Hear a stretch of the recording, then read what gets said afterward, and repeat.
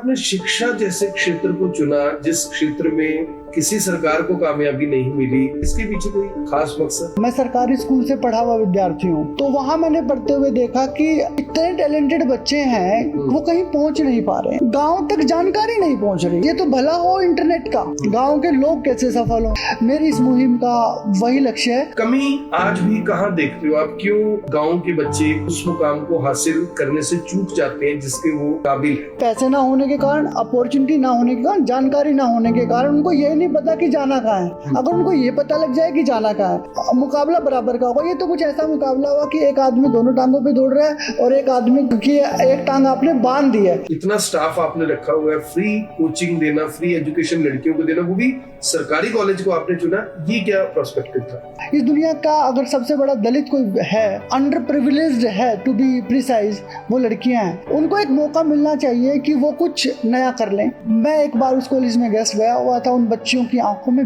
कमाल चमक है सर। आप जब उनकी आंखों में आंखें डाल के देखोगे तो 2 मिनट के अंदर या तो आप रोने लग जाओगे या आप बहुत खुश हो जाओगे कि ये कितना टैलेंट है। डिफिकल्ट नहीं लगता कि यार मैं इंजीनियर होके मैं क्या कर रहा हूँ, बच्चों को मैं कॉम्पिटिटिव एग्जाम की तैयारी करवा रहा हूँ? मुझे एक मौका ये मिला कि मैं किताबों में रहा हूँ। मैंने तो कभी सिविल सर्विसेज का फॉर्म नहीं भरा था और मैं पढ़ाता था। जो आप कोचिंग दे रहे हैं कॉम्पिटिटिव एग्जाम की, इसको लेकर गोल क्या है डॉक्टर अनिल सिंह घानिया? मैं आपको इस पॉडकास्ट पे आपको वादा करके जा रहा हूँ कि अगला 1 साल बाद जब पॉडकास्ट करने आऊंगा आपके पास, तो 1000 बच्चों की फौज आपके बाहर लेके आऊंगा। क्या बात है। एजुकेशन को आज की तारीख में कॉर्पोरेट बिजनेस के तौर पर देखा जाता है। एजुकेशन को जिन लोगों ने ये कॉर्पोरेट कल्चर बनाया, उनका इन्वेस्टमेंट एक गवर्नमेंट स्कूल से बहुत कम होता है किसी भी प्राइवेट स्कूल में। फिर भी कॉर्पोरेट कल्चर का स्कूल गवर्नमेंट स्कूल से बहुत अच्छे रिजल्ट देता है। क्या रीजन देखते हैं इसके पीछे? एजुकेशन को लेके गवर्नमेंट को अगर आपको कह दिया जाए, क्योंकि आप खुद शिक्षाविद भी हैं, क्या सुझाव देंगे प्लीज? आज के पॉडकास्ट में मेरे साथ बहुत ही खास मेहमान हैं, जिन्होंने पूरे देश के बड़े बड़े शहरों को छोड़कर, मेट्रो सिटीज को छोड़कर करनाल को चुना। जो शख्स मेरे साथ मौजूद हैं, उनका नाम है डॉक्टर अनिल सिंह घानिया। शायद आपने उनका नाम ना सुना हो, लेकिन अगर उन्हें सुनना शुरू करेंगे, उनके बारे में गूगल में एक बार सर्च जरूर करेंगे कि आखिर कौन है डॉक्टर अनिल सिंह घानिया, जिन्होंने शिक्षा के क्षेत्र में ऐसा काम करने की कोशिश की कि वो और युवाओं के लिए भी प्रेरणा बन सके। ऐसी कोशिश की कि उनकी जो प्रेरणा है वो दूसरों के लिए क्रांति बन सके। मेरे साथ है डॉक्टर अनिल सिंह घानिया। डॉक्टर साहब, सबसे पहले स्वागत है। शुक्रिया आकर्षण जी, मैं बहुत आभारी हूँ आपका कि मैं आपसे बात कर रहा हूँ। तो डॉक्टर अनिल सिंह घानिया कौन है? डॉक्टर अनिल सिंह घानिया कहाँ से आए हैं? डॉक्टर अनिल सिंह घानिया कहाँ के रहने वाले हैं? कौन है डॉक्टर अनिल सिंह घानिया? मैं एक छोटे से गांव में पैदा हुआ, वहीं के सरकारी स्कूल में पढ़ाई की।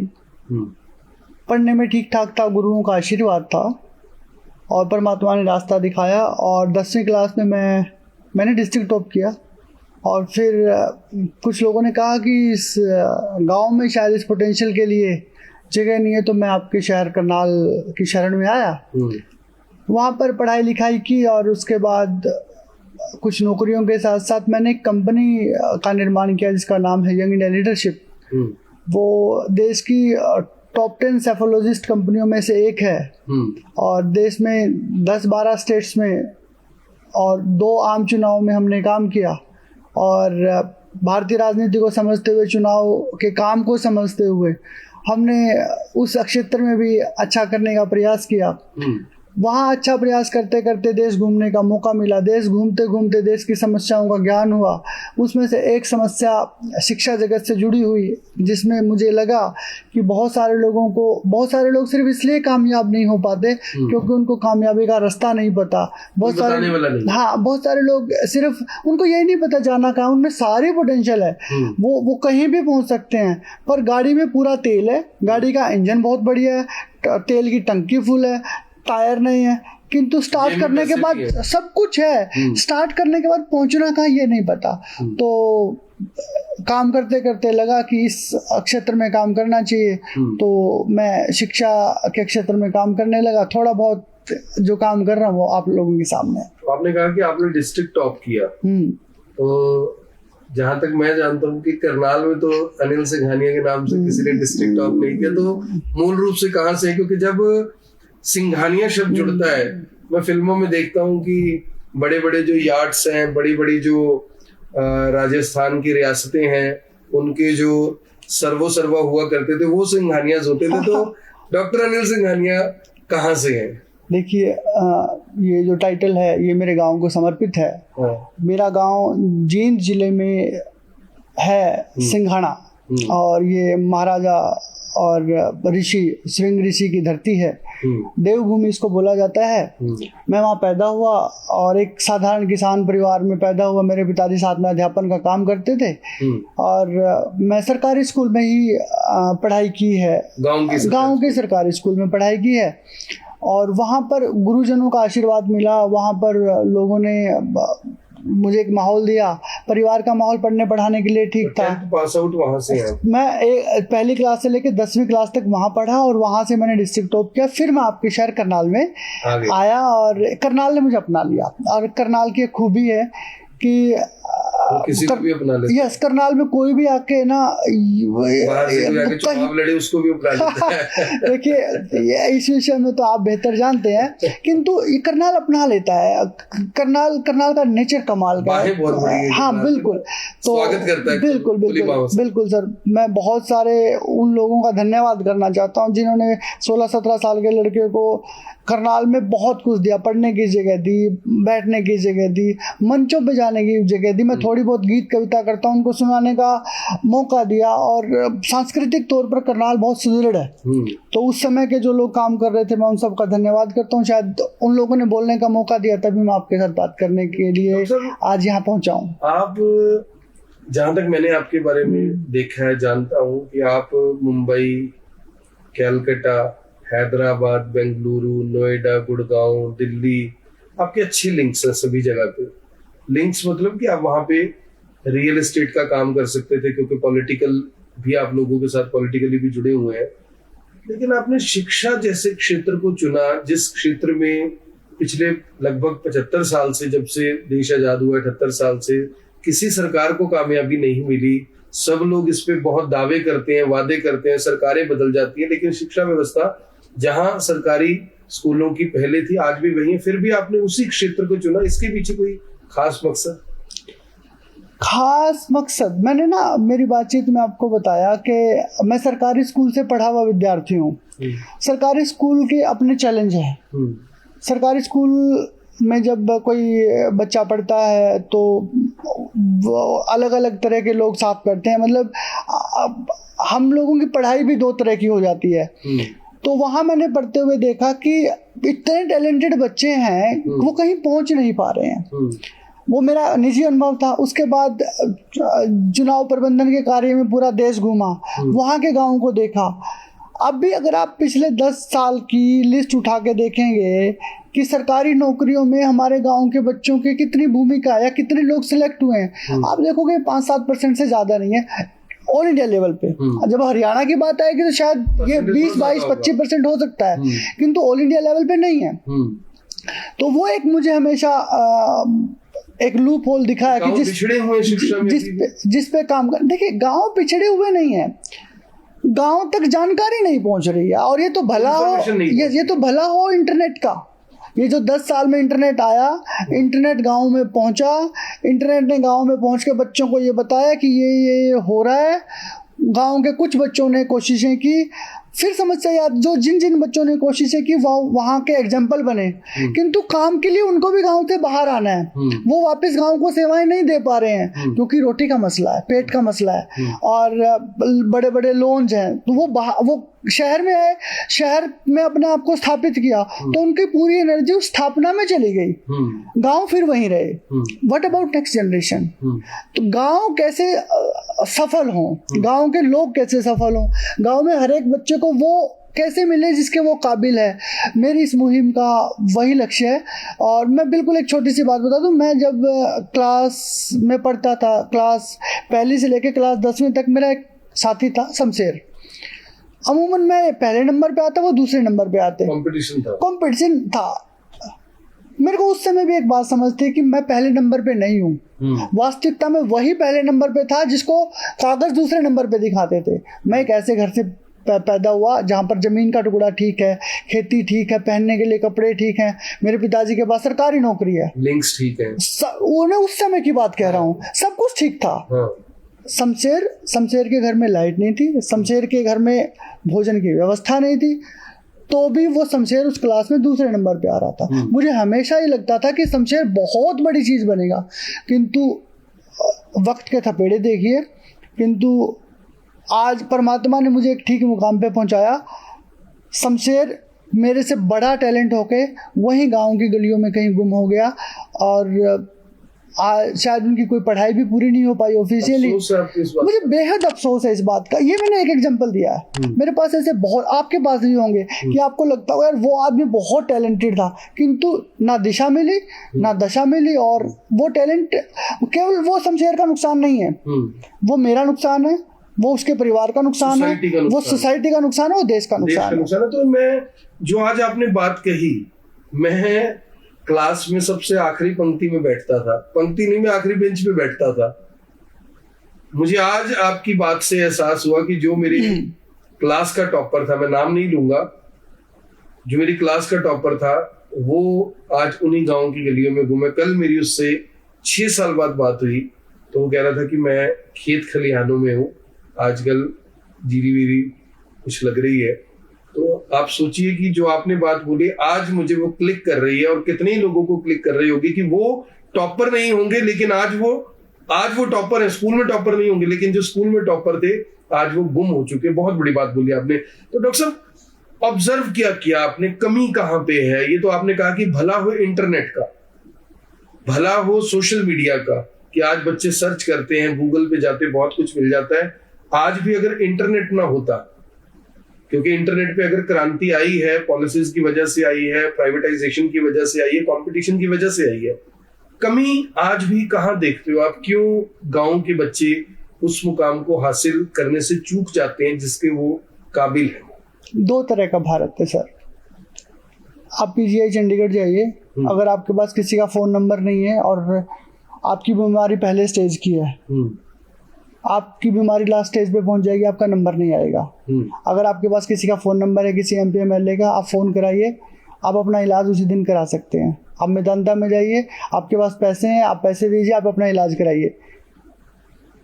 बहुत बड़े बड़े इंस्टीट्यूट बड़े बड़े शहरों में हैं। अगर आपके पास पैसा है, आप अपने बच्चे का एडमिशन कराइए, उसको वो जानकारी दीजिए जो वर्तमान कंपटीशन की जरूरत है। दूसरा भारत है मेरे गांव का। उस गांव में, उन गांव में मैंने कहा कि एक तो जो लोग कामयाब हो गांव से बाहर चले गए, तो गांव का अगली जनरेशन का बच्चा किससे पूछे, पहली बात। दूसरी बात, माता पिता के पास बहुत ज्यादा पैसे नहीं है।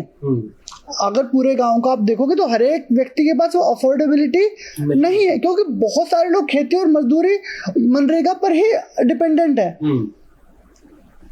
पैसे ना होने के कारण, अपॉर्चुनिटी ना होने के कारण, जानकारी ना होने के कारण उनको ये नहीं पता कि जाना कहाँ है। अगर उनको ये पता लग जाए कि जाना कहाँ है तो मुकाबला बराबर का होगा। ये तो कुछ ऐसा मुकाबला हुआ कि एक आदमी दोनों टांगों पे दौड़ रहा है और एक आदमी कि एक टांग आपने बांध दी है या एक टांग पे कुछ बांध दिया, फिर क्या आप कह रहे हो कि मुकाबला करो। हमारे यहाँ बहुत सारे विषय ऐसे जिनके टीचर्स नहीं है स्कूलों में। आप साइंस एक बहुत महत्वपूर्ण विषय है, टीचर नहीं है। मैं अपने जीवन की बात बताता हूँ, आपको हैरानी होगी जान के। मैंने लेटर ऑन इंजीनियरिंग किया, लेकिन क्लास 6 से लेकर क्लास 10 तक साइंस का टीचर अवेलेबल नहीं था। क्लास 6 से लेके क्लास 10 तक मेरे पास साइंस का टीचर अवेलेबल नहीं था। और आप टॉपर थे। अब मेरा ये हाल है कि मुझे साइंस नहीं आता, तो इस लाइन में अंतिम व्यक्ति को क्या आता होगा? तो उसको तो आपने फेयर अपॉर्चुनिटी दी ही नहीं। मैं ये नहीं कहता कि हर एक आदमी को सरकारी नौकरी में सिलेक्ट होना ही कामयाबी है, या हर एक आदमी बिजनेस ही कर ले तो कामयाबी है।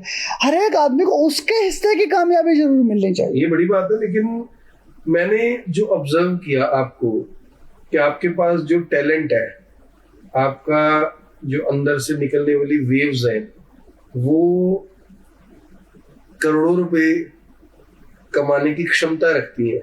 लेकिन आपने बड़े बड़े शहरों को छोड़ के करनाल जैसे शहर में एजुकेशन के क्षेत्र में काम करने की कोशिश कर रहा। पिछले दिनों जब मैं आपके ऑफिस में आया तो मैंने वहां पे देखा कि आपने सरकारी कॉलेज की लड़कियों को फ्री ऑफ कॉस्ट आप वहां पे कोचिंग दे रहे हैं, एजुकेशन दे रहे हैं। ये क्या आइडिया है? अब मैं ये बात बोल रहा हूँ तो कुछ लोगों को लग रहा होगा कि हो सकता है भविष्य में उसी से बहुत पैसा कमाना हो, लेकिन इतना स्टाफ आपने रखा हुआ है, फ्री कोचिंग देना, फ्री एजुकेशन लड़कियों को देना, वो भी सरकारी कॉलेज को आपने चुना, ये क्या प्रोस्पेक्टिव था? इसमें आपने दो सवाल पूछे, मैं दोनों का जवाब देता हूँ। आपने कहा कि करोड़ों का कमाई और कर सकते थे। हाँ, परमात्मा ने हर प्रकार की दी भी है। अब एक समय के बाद है ना, आप पैसे खा नहीं सकते। खानी तो रोटी है, 2 रोटी का जुगाड़ परमात्मा ने दिया हुआ है। शिक्षा में आने का मकसद सिर्फ इतना ही था कि ये जो 2 रोटी है ना, इसको बांटा जाए और अधिकतम लोगों तक पहुंचा जाए। दूसरा सवाल है कि कुछ बिटियां मेरे पास पढ़ रही हैं। मैं पिछले 5-10 साल से 20, 15, 17 साल से कुछ इस तरह का काम करता हूं। ये बस आपको पता लग गया। मैं सरकारी स्कूल में गया हुआ था, सरकारी कॉलेज में गया हुआ था, तो मेरा हमेशा मानना है कि लड़कियों को इस दुनिया का अगर सबसे बड़ा दलित कोई है, अंडर प्रिविलेज्ड है टू बी प्रिसाइज, वो लड़कियां हैं। लड़कियों को हमने ना पूरा आसमान दिया ना पूरी धरती दी। लड़कियों को हमने बराबर के मौके नहीं दिए, तो आज भी नहीं मिल रही। हाँ, तो नहीं दिए हैं। तो मैं ये कह रहा हूँ कि अगर जब वो जो लड़कियां कॉलेज तक आ गई हैं, उनको एक मौका मिलना चाहिए कि वो कुछ नया कर लें, वो कुछ बड़ा कर लें। वो अपने जीवन में किसी न किसी प्रकार से आर्थिक स्वतंत्रता को प्राप्त कर लें। अब वो बिटियां बिजनेस तो कर नहीं सकती हैं, वो बच्चे कुछ और प्राइवेट नौकरियों में अपॉर्चुनिटी इन छोटे शहरों में है नहीं, माता पिता दूर के शहर में भेजता नहीं है, तो एक ही अपॉर्चुनिटी बचती है कि वो सरकारी नौकरी की तैयारी करें। मैं एक बार उस कॉलेज में गेस्ट गया हुआ था। उन बच्चियों की आंखों में कमाल चमक है सर। आप जब उनकी आंखों में आंखें डाल के देखोगे तो 2 मिनट के अंदर या तो आप रोने लग जाओगे या आप बहुत खुश हो जाओगे कि ये कितना टैलेंट है। तो उस चमक ने मुझे मोटिवेट किया। आपने टैलेंट को पहचान लिया यूं कहूं तो। हाँ, उस चमक ने मुझे मोटिवेट किया कि इनको मौका मिलना चाहिए। मुझे नहीं पता उनमें से कितनी कामयाब होंगी, पर मुझे एक बात का पक्का पता है कि आज से 5 साल बाद जब वो खुद से नजरें मिला रही होंगी तो वो आज से बेहतर होंगी, वो आज से ज्यादा कॉन्फिडेंट होंगी, और उनके मन में एक कसक तो कतई नहीं होगी कि काश मैं वो कर लेती तो वो हो जाता। क्या बात है। मैं तो इस बात के लिए खुद ही बोलूंगा भी, या एक अच्छी सोच के साथ भी। देखिए, कहते हैं कि लोगों के पास करोड़ों अरबों रुपए है। आपने भी कई बार सुना होगा कि वो कोई स्कूल क्यों नहीं खोलते, वो कोई कॉलेज क्यों नहीं खोलते। भगवान ने तो उनको इतने पैसे दिए हैं, तो स्कूल कॉलेज तो नहीं खोला, लेकिन एक कोचिंग सेंटर लड़कियों के लिए जरूर खोल दिया है करनाल में, क्लाइट इंडिया के नाम से, सेक्टर 13 में है। डॉक्टर साहब, अगर मैं बात करूं, जितना मैंने आपको पढ़ा, आप एजुकेशन आपकी बहुत अच्छी है और इंजीनियरिंग आपने की हुई है, लेकिन इंजीनियरिंग करवाने के बावजूद अगर मैं बात कर लूं क्लैट की, एसएससी की,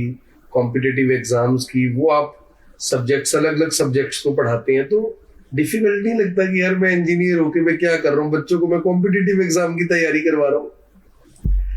कतई डिफिकल्ट नहीं लगता। पता है क्या हुआ, मैं ना, मुझे एक मौका ये मिला कि मैं ना किताबों में रहा हूँ, तो वो जैसे जो मिल गई वो पढ़ ली, और पहले तो ये भी नहीं पता था इसको पढ़ने का क्या फायदा होगा।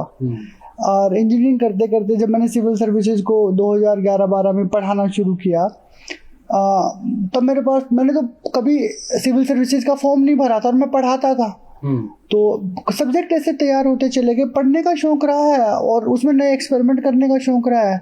तो चाहे हिस्ट्री हो, पॉलिटी हो, मैथ्स हो जो मैं पढ़ाता रहा हूँ, या इंटरनेशनल रिलेशन हो जिन पे मैं यूनिवर्सिटीज़ में लेक्चर देता रहा हूँ, या पब्लिक पॉलिसी हो जो मैं कर रहा हूँ, या पॉलिटिकल मैनेजमेंट या पॉलिटिकल साइंस हो, उन सब विषयों का थोड़ा थोड़ा ज्ञान होता रहा। और शायद यही किताबों से लिया हुआ ज्ञान, सोसाइटी से लिया हुआ ज्ञान काम आ जाता है और बच्चों को बोर्ड पे पढ़ा लेते हैं। पर मुझे हमेशा ऐसा लगता है जब मेरे हाथ में मार्कर आता है ना और माइक शुरू हो जाता है और क्लास शुरू हो जाती है, मेरे ऊपर है ना कोई मेरे को ऐसा लगता है मैं नहीं रहता, मेरे ऊपर कोई शक्ति काम करती है जिससे चीज़ें अच्छी होती चली जाती हैं। और कभी कोई एक आधा दिन ऐसा आता है क्लास में अच्छा परफॉर्म नहीं होता, या मुझे पता लग जाता है यार आज तो और बेहतर कर देता। सच में मुझे मेरा दिन वो अच्छा नहीं जाता, और मैंने डिसाइड किया हुआ है जिस दिन क्लास में अच्छा नहीं पढ़ाऊँगा उसके बाद का एक समय का भोजन नहीं करूँगा। और इस नियम से ये रहा कि पेट के लिए आदमी अच्छा पढ़ा लेता है। डॉक्टर साहब, अगर मैं बात करूं कि कॉम्पिटिटिव एग्जाम सीईटी आजकल चर्चा में है यूथ के बीच में, क्योंकि सीईटी एक ऐसा एग्जाम है जिसके प्रति लोग बच्चों का रुझान बहुत ज्यादा है। लाखों बच्चे एग्जाम देते हैं और लाखों ही बच्चे उसमें अपीयर नहीं हो पाते। उसमें एक सब्जेक्ट है इंग्लिश, एक सब्जेक्ट है मैथमेटिक्स, जो मुझे लगता है कि क्योंकि मैंने कभी कॉम्पिटिटिव एग्जाम नहीं दिया तो मुझे लगता है कि वो काफी इंपॉर्टेंट जो दोनों सब्जेक्ट हैं ये उसमें होते हैं। क्या कारण है कि गांव की पृष्ठभूमि के जो बच्चे हैं उनकी इंग्लिश कमजोर है, मैथमेटिक्स में कम है? मैं ऐसा नहीं कह रहा कि 100 के 100 ऐसे हैं, लेकिन मैक्सिमम ऐसे हैं, तभी लाखों बच्चे पेपर देते हैं और लाखों ही अपीयर नहीं कर पाते। क्या रीजन लगता है आपको इसके लिए? देखो, सीईटी में लाखों बच्चा पेपर दे रहा है, इसके लिए तो मैं धन्यवाद करना चाहता हूँ। पिछले 10, 12, 15 साल में जो सरकारों ने इम्प्रूवमेंट किया है, सरकारों ने बच्चों में एक जागृति पैदा की कि आपको आपके टैलेंट पे नौकरी मिल सकती है। नौकरियां कम है पर वो टैलेंट पे मिल रही है। मतलब मैं इस बात को कह रहा हूँ कि अभी तक नौकरियां कम है पर जितनी है वो मैक्सिमम टैलेंट पे मिल रही है। कोई इक्की दुक्की चीज हो सकती है। तो पिछली सरकार के लिए मैं ये तो धन्यवाद करता हूँ कि उन्होंने लोगों में एक जागृति पैदा की। आपने कहा कि लाखों बच्चा पेपर देता है, बच्चा पास नहीं हो पाता। फिर आपने मैथ्स और रीजनिंग की बात की, मैथ्स और इंग्लिश की बात की। चाहे वो एसएससी हो, चाहे वो बैंकिंग हो, जो दो महत्वपूर्ण सेक्टर हैं जिसमें नौकरियां मिलती हैं, चाहे वो रेलवेज हो जिसमें नौकरियां मिलती हैं, चाहे वो कोई और कॉम्पिटिटिव एग्जाम हो, चाहे आपने जिसका जिक्र किया सीईटी हो, अब तो सिविल सर्विसेज में भी सीसेट का एक पेपर मैथ्स, रीजनिंग और इंग्लिश से रिलेटेड आता है। इन सब में जो सबसे बड़ी दिक्कत आपने ढूंढ ली है मैथ्स और इंग्लिश की है। उसका कारण ये है कि जो ग्रामीण पृष्ठभूमि का या जो हिंदी मीडियम का बच्चा है, एक तो उसका इंग्लिश में वैसे हाथ तंग है, दूसरा मैं ससम्मान कहना चाहता हूं कि हमारे अध्यापकों ने भी अपने आप को समय के साथ इम्प्रूव नहीं किया। बहुत सम्मान के साथ, मैं बहुत रिगार्ड के साथ ये कह रहा हूं कि उन्होंने अपने आप को इम्प्रूव नहीं किया। दूसरा, जो बच्चा गांव में रहता है, लड़कियां लड़के हैं, शहर आने का, शहर दूर है, ठीक है, कोचिंग जो है वो शहरों में अवेलेबल है, तो इसीलिए अच्छा अंग्रेजी तो सीख ली थोड़ी बहुत किसी ने, फिर वो बात किससे करे, वो पढ़े कहाँ, तो वो उस कारण से तो अंग्रेजी सही नहीं आई। मैथ्स एक हवा बनाया गया गाँव में या छोटे स्कूलों में, सरकारी स्कूलों में। एक तो कोचिंग नहीं रही, दूसरी बात कोई ट्रेनर नहीं रहा, तीसरी बात समय पे टीचर्स नहीं रहे। बहुत टैलेंटेड टीचर सरकारी स्कूलों में है लेकिन टीचर्स की कमी रही। इस कारण मैथ्स पीढ़ी दर पीढ़ी हमारा कमजोर रहा। आप ये देखना कि एक पीढ़ी का मैथ्स कमजोर नहीं है, लगातार 3-4 पीढ़ियों जो अभी अवेलेबल, आप बात करके देखो, मैक्सिमम लोगों का मैथ्स कमजोर है क्योंकि उसको इंटरेस्ट शो ही नहीं किया गया। आपको सुन के तो मैं अपने आप अपने अंदर झांक रहा हूँ, मेरा मैथ्स कितना कमजोर है। तो एक मेरा सवाल है कि एजुकेशन को आज की तारीख में कॉर्पोरेट बिजनेस के तौर पर देखा जाता है, एजुकेशन को, कॉम्पिटिटिव एग्जाम को नहीं। जिन लोगों ने ये कॉर्पोरेट कल्चर बनाया उनका इन्वेस्टमेंट एक गवर्नमेंट स्कूल से बहुत कम होता है किसी भी प्राइवेट स्कूल में। लैंड की बात कर लें, कंस्ट्रक्शन की बात कर लें, टीचर्स की सैलरी की बात कर लें, फिर भी कॉर्पोरेट कल्चर का स्कूल गवर्नमेंट स्कूल से बहुत अच्छे रिजल्ट देता है। क्या रीजन देखते हैं इसके पीछे? सर, ये आपका स्टूडियो है, ये आपका एक मीडिया का संस्थान है, ये इसलिए अच्छा काम कर रहा है कि आप सुबह ही पूछते हो क्या काम किया, शाम को ही पूछते हो कितना काम जो सुबह दिया था हुआ कि नहीं हुआ। प्रोडक्टिविटी। सरकारी स्कूलों में केवल यही दिक्कत है कि जवाबदेही नहीं है। कोई पूछने वाला नहीं है कि काम कितना हुआ, रिजल्ट कम आया तो क्यों आया, और रिजल्ट को हमने सिर्फ उस मार्कशीट के नंबर से जोड़ लिया कि मार्कशीट में 36, 40, 50, 100 नंबर आ गए हैं तो आप पास हो। शिक्षक का, शिक्षण का, स्कूलों का काम सिर्फ मार्कशीट पे नंबर लेके आना नहीं है। हमने वही देख लिया। अभी हमारी सरकार, अभी मैं पिछले 12 आंकड़े देख रहा था कि हरियाणा का 80%, 85% कोई एक आंकड़ा था, उतना रिजल्ट आ गया, वो कागज में आ गया। इसीलिए डिलीवर नहीं हुआ। इसलिए आपने कहा कि जो प्राइवेट संस्थान है वो बेहतर इसलिए कर रहे हैं कि वो समय समय पे पूछ रहे हैं। भाई आपको सरकारी इम्प्रूव भी कर रहे हैं टाइमली खुद को। और वो आपने बोला कि जो टीचर है आज की तारीख में उसने खुद को इम्प्रूव नहीं किया, उसने अपडेट नहीं किया, तो इसका मतलब प्राइवेट स्कूल टाइमली खुद को अपडेट कर रहे हैं, सरकारी स्कूलों ने वो नहीं किया। देखो ना, इसमें एक और बात मैं कटु सच्चाई सोसाइटी की बोल देता हूँ। सरकारी नौकरी के बाद लगने के बाद ना हमें ऐसा लगता है कि अब हमें काम नहीं करना। सरकारी नौकरी रिस्पॉन्सिबिलिटी है। सरकारी नौकरी वो रिस्पॉन्सिबिलिटी है जो सरकार ने आप पे लगाई है कि सोसाइटी को आगे लेके जाओ। चाहे आप कंडक्टर हैं, डॉक्टर हैं, मास्टर हैं, पियोन है, डॉक्टर हैं, आप पोस्टमैन हैं, आप रेल चलाते हैं, कुछ भी करते हैं, सरकार ने आपको एक रिस्पॉन्सिबिलिटी दी है कि मैं आपके घर की देखभाल करूंगी, मैं आपको के खाने की रहने की व्यवस्था करूंगी। आप सोसाइटी में जो अंडर प्रिविलेज्ड है, जो आखिरी लोग हैं, आप उनके भविष्य की चिंता करिए। किंतु एक सच्चाई बात यह है कि सर हम वो उस पे खरा नहीं उतर पाए और यही कारण है कि आपको ये बात कहने की जरूरत पड़ी कि कॉर्पोरेट जो कल्चर है एजुकेशन का वो बेहतर कैसे हुआ। अब जो आप प्रयास कर रहे हैं, कोचिंग कॉम्पिटिटिव एग्जाम की बच्चों को दे रहे हैं, हजारों बच्चे आपके पास रजिस्ट्रेशन करवा रहे हैं, क्या मोटिव है, क्या लग रहा है, क्या इंप्रूवमेंट होगा इससे? क्योंकि आपकी तरह ही बहुत सारे लोग कोचिंग दे रहे हैं, आप पहले नहीं है, आप आखिरी नहीं है, आपसे पहले भी बहुत थे, आपके बाद भी बहुत होंगे। क्या एम है, क्या टारगेट है, क्या गोल है, खासकर जो आप कोचिंग दे रहे हैं कॉम्पिटिटिव एग्जाम की, इसको लेकर गोल क्या है डॉक्टर अनिल सिंघानिया का? इस बार गोल से पहले ना मैं इसका कारण एक बता दूं कि हम दिल्ली शहर से 120-25 किलोमीटर दूर हैं, चंडीगढ़ से 120-25 किलोमीटर दूर हैं, और हर एक लड़का लड़की दिल्ली पहुंच ही नहीं सकता। वहाँ रहने का खर्चा 20,000 रुपये महीना है ही है, मिनिमम फीस के अलावा मिनिमम है। तो हम लोग वो दिल्ली हम टीचर्स के लिए जा रहे हैं ना, वो सभी टीचर्स मैं यहाँ लेके आया हूँ। उनसे जो पे दिल्ली के इंस्टीट्यूट्स कोचिंग इंस्टीट्यूट करते हैं वो आप करनाल में आप उससे ज्यादा ही कर रहे हो क्योंकि रहने का एक्सपेंस आप हमारी फैकल्टी से मिलिए, सारे लोग वो हैं। इन छोटे शहरों की एक दिक्कत रही कोचिंग संस्थानों की कि हम लोग शुरू कर लेते हैं, मान के चलो कि मेरे को सिर्फ मैथ्स आता है, मैंने शुरू कर लिया, इंग्लिश है, रीजनिंग है, आपका जीएस है, जीके है, कंप्यूटर है, इसमें टीचर आप अच्छे नहीं ला पाते, टेस्ट सीरीज आप नहीं करा पाते, अच्छे टेस्ट आप नहीं बना पाते, क्यों? रिसोर्सेज नहीं है। मैं उनकी नीयत पे सवाल नहीं खड़ा कर रहा हूँ, क्योंकि रिसोर्स नहीं है।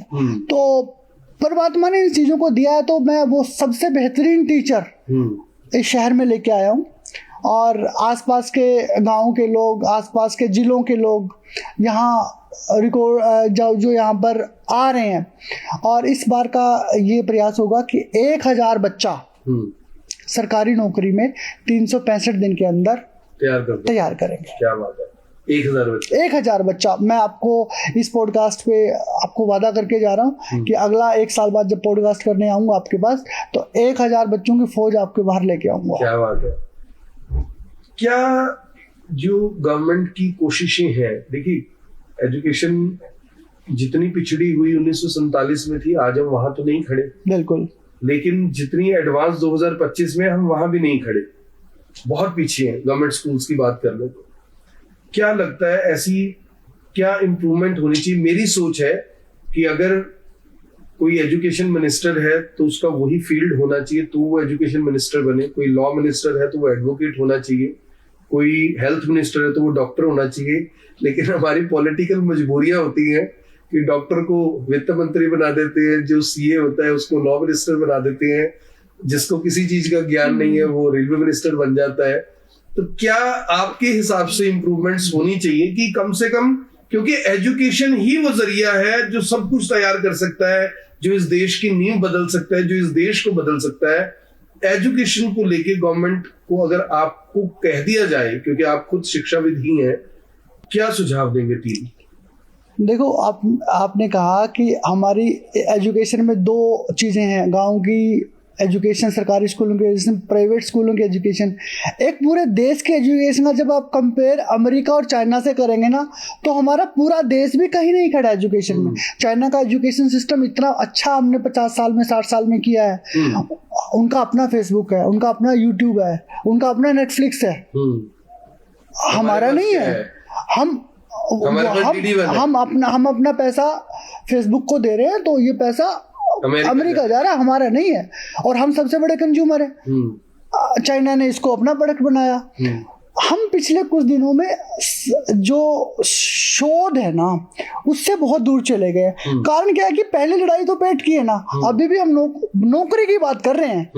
मैं और आप भी आधे घंटे से बात कर रहे हैं कि नौकरी कैसे प्राप्त हो, किंतु शिक्षा का पहला काम नौकरी देना नहीं है। शिक्षा का काम ऐसे लोगों को खड़ा करना है जो नौकरियां पैदा कर लें, जो देश को, समाज को आगे लेके जाएं, जो अच्छा पढ़ के अच्छा संत बने, जो अच्छा पढ़ के अच्छे व्यापारी बने, जो अच्छा पढ़ के अच्छा मजदूर बने, कि कोई एक व्यक्ति जहां भी खड़ा है वो वहां देश के लिए कंट्रीब्यूट कर रहा हो। ये शिक्षा का महत्वपूर्ण आयाम है। ये अंदर लेना पड़ेगा, ये लेना पड़ेगा। तो जहां तक फिर एजुकेशन सिस्टम में मैं कहता हूँ कि एजुकेशन अगर बराबर की हो जाए ना किसी न किसी तरीके से, जो मेरा एक सपना ही है, ये होगी नहीं बराबर की।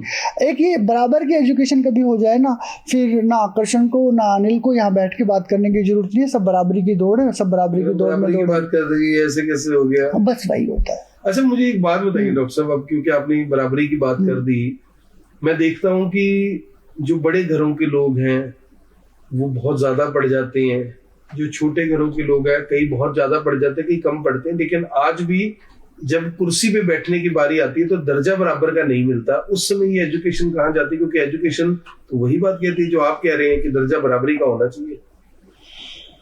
देखो, 10,000 साल से हम एक सिस्टम में बंधे हुए हैं। उसको कहा हमने वर्ण व्यवस्था, जाति व्यवस्था। ये हमारे ना दिमाग से उतर के बिल्कुल दिल में बस के खून तक चली गई है। मैं एक बात से खुश हूं कि हर रोज कम होती जा रही है। ये हर रोज कम होती जा रही है। अब जो नई उम्र के पढ़े लिखे बच्चे हैं, जो नई उम्र के जो नई जनरेशन है, वो हमसे ज़्यादा बेहतर है, वो हमसे ज़्यादा जीवन मूल्यों को समझती है, वो हमसे ज़्यादा सामाजिक है, वो हमसे ज़्यादा इस देश दुनिया के बारे में सोच रही है। और मुझे इस नई जनरेशन पे बहुत उम्मीद है कि जो भी कुरीतियाँ हम लेकर आए हैं, चाहे वो 10,000 सालों से हैं, मुझे पूर्ण उम्मीद है कि नई जनरेशन उसके कुछ हिस्से को कम करेगी और धीरे धीरे ये प्रयास में कभी ना कभी चीज़ें खत्म होंगी। मैं बहुत आशान्वित हूँ इस नई पीढ़ी से। ये थे डॉक्टर अनिल सिंघानिया, जिन्होंने अपने विचार, अपनी बातें, अपने सुझाव सब कुछ बहुत कम शब्दों में, सधे हुए शब्दों में बैलेंस्ड कर बताया। और शायद इसीलिए इनके नाम के आगे डॉक्टर लगता है, डॉक्टर अनिल सिंघानिया। तो अंत में जो लोग आपको देख रहे हैं, सुन रहे हैं, गूगल पे हो सकता है सर्च भी करें। अब गूगल पे क्या होता है ना, आजकल जिसकी बहुत ज्यादा चर्चा और लोगों को लगता है पता नहीं हमने क्या कर लिया, जिसकी चर्चा नहीं होती वो कहते यार ये कौन था। लोगों को क्या बताना चाहेंगे अंत में जाते जाते कि अगर आपके बारे में वो सर्च करें, वो कुछ सोचें, वो कुछ देखें, वो कुछ समझें, तो क्या कहना चाहिए? मैं कुछ नहीं कहना चाहूँगा। अभी तो सिंपल सी बात है कि सर के साथ मेरा पॉडकास्ट हुआ है, इसको सुन लीजिएगा। दूसरा, मेरे बारे में सर्च ना करें, अपने बच्चों के बारे में सर्च करें कि वो बेहतर कैसे हो सकते हैं। अगर आपको ये आइडिया लग जाए कि आप अपने बच्चों के लिए कुछ करना चाहते हैं, आपको ये लग जाए कि आपके बच्चों को कामयाब होने में मैं कहीं आपकी हेल्प कर सकता हूँ, तो मैं आकर्षण जी को कहूँगा कि वो इस पॉडकास्ट के एंड में मेरा नंबर शेयर करें। मैं करनाल में अगले 2 महीने बैठूंगा। 2 महीने में आप मुझसे आके मिलिए, अपने बच्चे को साथ लेके आइए और हम मिलकर निर्धारित करेंगे कि इस बच्चे का बेहतर भविष्य कैसे बनाया जा सकता है। बहुत ही यानी कि खूबसूरत आपने, मेरा मन नहीं कर रहा कि इस पॉडकास्ट को खत्म किया जाए, लेकिन सुबह के बाद रात और रात के बाद सुबह तभी आती है जब बदलता है समय। तो आज का पॉडकास्ट यहीं तक है। डॉक्टर अनिल सिंघानिया जो एक शिक्षाविद हैं, जिन्होंने कॉर्पोरेट कल्चर से मैं कहूँगा कि निकलकर 10 साल तक इस देश का पूरा भ्रमण किया, 10 साल तक गांवों को, खलिहान को, शहरों को, लोगों को, अमीर को, गरीब को, स्वर्ण को, दलित को, सबको समझने की कोशिश की और उसके बाद ये फैसला किया कि मुझे शिक्षा के क्षेत्र में काम करना है, क्योंकि जो भी डिफरेंसेस इन्हें दिखाई दिए, उन्हें लगा कि शिक्षा के जरिए उन्हें दूर किया जा सकता है, ठीक किया जा सकता है। और मुझे लगता है कि अच्छी पहल भी है और क्लैट इंडिया के माध्यम से न जाने कितने ही बच्चों को NLUs में एडमिशंस मिले आपके जरिए, बहुत सैकड़ों बच्चे शायद ऐसे होंगे। और अब दावा किया है कि 1000 बच्चों को मैं यानी कि कॉम्पिटिटिव एग्जाम क्लियर करवाकर उन्हें सरकारी नौकरी दिलवाऊंगा। ये बहुत बड़ी बात है और मुझे अच्छा लगा कि आज मैंने आपसे बातचीत की। बहुत बहुत धन्यवाद, शुक्रिया। शुक्रिया उपल साहब। और आपके माध्यम से मैं सभी लोगों को कहना चाहूँगा कि आपका जो एक सार्थक प्रयास मीडिया में है, ऐसे स्तंभ की बेहद आवश्यकता है। आपको सुने, आपको देखें और आपको फॉलो करें। बहुत बहुत आभार।